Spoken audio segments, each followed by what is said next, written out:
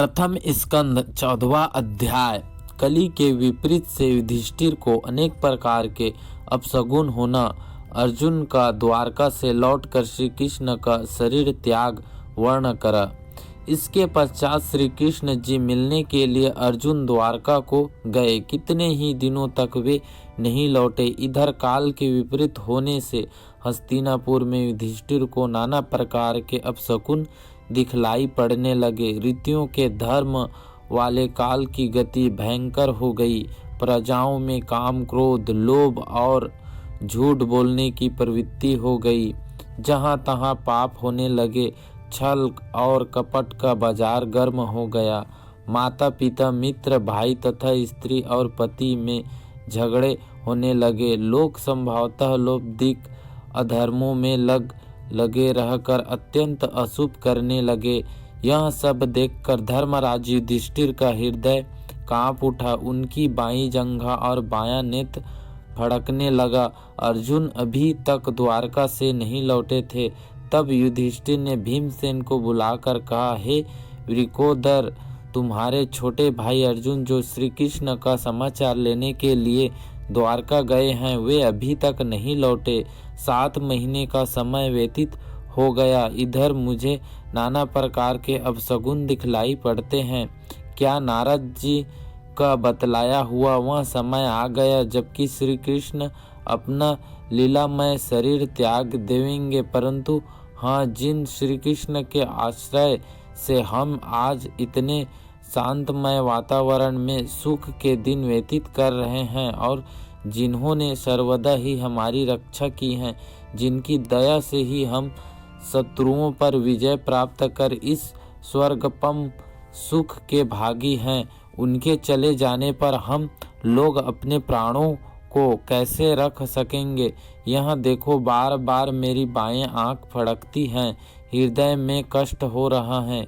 इससे ज्ञात होता है कि ये थोड़े ही समय में बड़ा दुख देंगे। हे भीमसेन, अब मैं देखता हूँ तो नित्य ही मुख से आग उगलती हुई श्रीयानी अशुभ शब्द करती हैं, रोती हैं। कुत्ते निडर होकर मेरे सामने आकर भौंकने लगते हैं। गौ आदि उत्तम पशु मेरी बाईं ओर जाते और गधे आदि पशु दाहिनी ओर ही जाते। घुड़सवार में बंधे हुए घोड़े नेत्रों से अश्रु की धारा बहा रहे हैं। कबूतर उड़ उड़ कर मृत्यु की सूचना देते हैं। कौवे और घुघुआ निद्रा छोड़कर रात में भयानक बोली बोलते हैं। इससे जान पड़ता है कि संसार में कोई महान परिवर्तन होने वाला है। अग्नि के चारों ओर परिधि मंडल हो रहा है।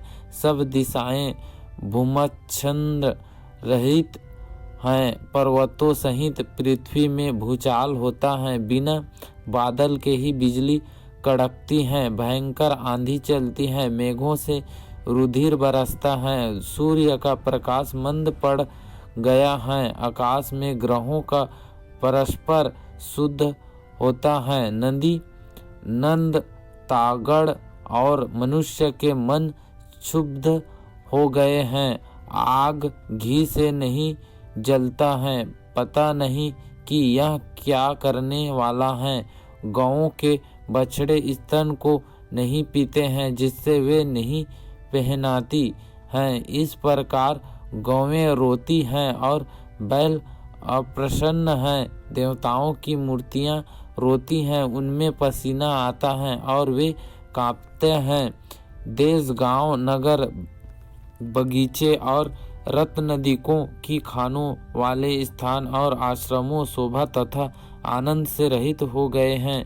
पता नहीं कि ये सब मिलकर आपको किस प्रकार दुखी करना चाहते हैं, परंतु यह तो मैं जानता हूँ कि अब मुझे सबसे बड़ा दुख जो श्री कृष्ण के वियोग का है वह देखना ही पड़ेगा। अर्थात अब यह पृथ्वी विष्णु के चरणों के सौभाग्य से रहित हो जाएगी। राजा युधिष्ठिर ऐसा चिंतन कर रहे ही थे कि अर्जुन द्वारका से लौट आए।